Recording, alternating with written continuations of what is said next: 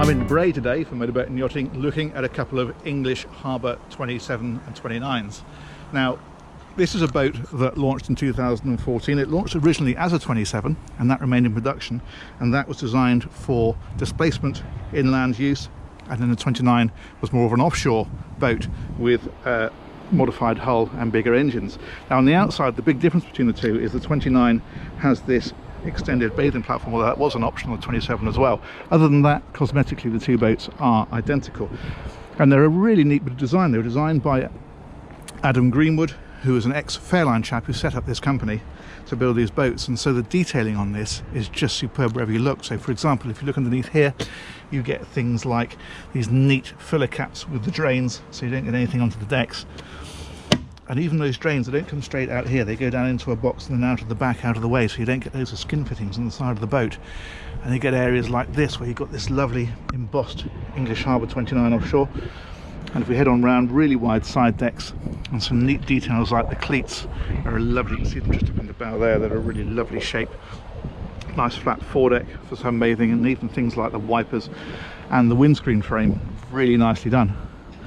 Anyway, let's head on board and I will show you the rest of it. Now, there is no transom door on this boat. They kept the size nice and low, so it's a really easy step on and in, and what that means is you don't lose any of the seating for a transom door, so that goes right the way around the back of the boat. You've got loads of space there. And then ahead of that, you've got your helm over on this side and a double seat next to it, so there's plenty of room for people when you're underway.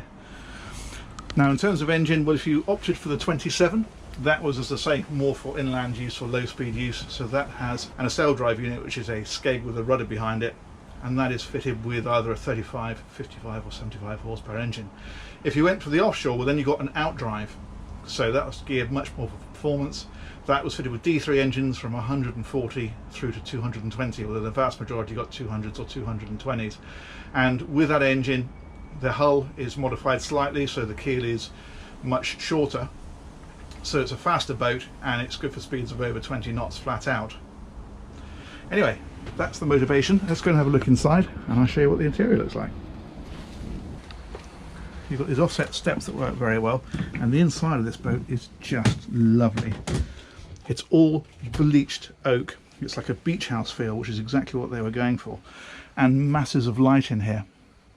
So you've got big hatches, well, one hatch in the ceiling and then a big skylight, and then you've got these large windows which open around the outside.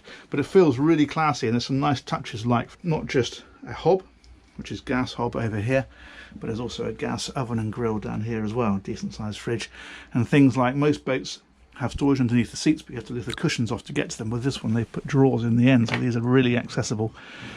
And look at these little pin lights they put everywhere. They're down here, and they're all around here, and they're individually switched from the main lights. You don't have to have them all on, you can just have the low level lighting if you wish, or of course you can have the main lights on as well. And in the heads they found space for a separate shower stall and toilet, which is rather nice, so you can come out of that shower area just there and step out into a dry bit before you come out of that area. And then finally there's a mid cabin, and the mid cabin is tucked away down here.